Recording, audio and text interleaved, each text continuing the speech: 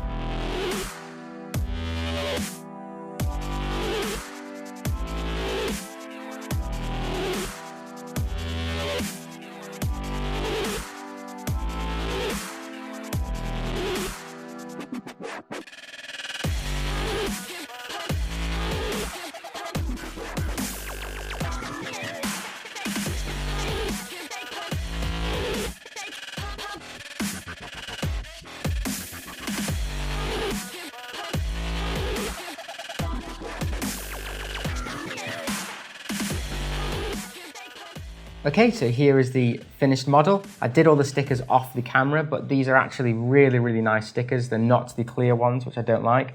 They're just normal standard white and yellow stickers. Really easy to put on.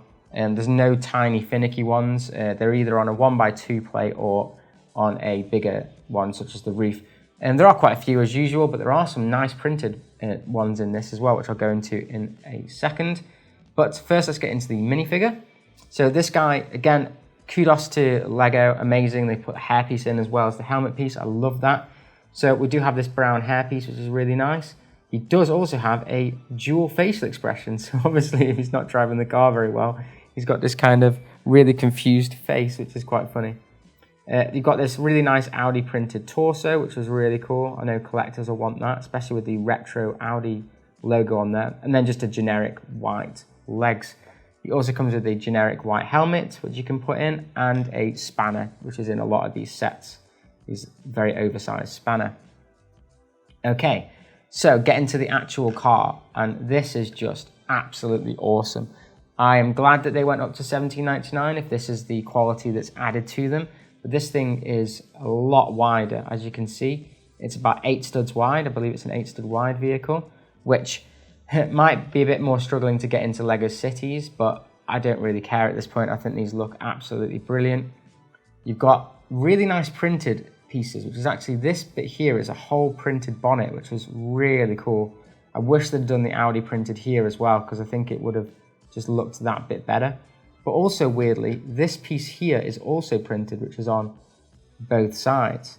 And then the rest of everything else is stickers. But as you can see, they're usually on a 1x2, 1x2s here. That's a sticker and that's a sticker, as well as on the bonnet. And then we have some details like the Audi badge that's also a sticker. But fairly easy to put on. I found it a nice build actually in general. Nothing too complicated, nothing too stressful. Some nice little building techniques here as well, such as like the exhaust, which is put on with a connector plate, which is like the ones that you attach fire and stuff to if you were Iron Man and things. So that's really nice. I really like that. It does have this built 6 stud wide chassis. I'm guessing that's to help with stability. But what's really nice is inside this, we actually have 2 seats. So it's a proper car now, which I really like. I don't like the single seat ones very much. I'm going to have to change this over for my city because it's obviously for Americans. But I do believe there's still a bit of an issue with getting the driver in. And his arm actually has to go above this piece here, which is a little bit finicky. In fact, I'm still unsure. Yeah, he doesn't actually go in even like that. So let's try and figure out how to get him in the actual driver's seat. Still can't do it with the arm open there. The doors also don't open in this vehicle, which is a little bit of a shame. I think, yeah, his arm has to go down like that, potentially. Yeah, so his arm actually has to go really down like that so it fits into the area. And then you can put the roof on. But it does look really cool, and I do like the fact that it's got enough space for 2 minifigures. I think that's awesome. So obviously it has this massive spoiler as well. There's no secondary build for this. This is just as it is. But what they do is that they have these pieces here which you can actually take off these light pieces if you want to. So I'll do that really quickly with these studs. And then you can just put this Audi piece back on if you didn't want those, which according to the box is actually how it was anyway in the car. But I'm guessing that obviously in rally they do night drives and stuff like that, so the lights were available on some rally cars. But I really, really like this build. I think $17.99 is fine. I actually got this on offer for £14, and I believe it each actually went down to $12.99 on Amazon earlier this week. So if that's still available, I'd definitely pick this up. This is really, really cool. Obviously, it's very, very rally-esque, so if you're building it in a city and things, you might not know where to put this, but I might actually put this on top. This could even be used as like a model on top of a garage, or even potentially an Audi garage if you wanted to do something with like a showroom car. But this is really, really cool. So that's it for this build, and I'll go into the outro. If you enjoyed the vid, then if you haven't already, please like and subscribe, as it really helps out the channel. And as always, keep bricking it.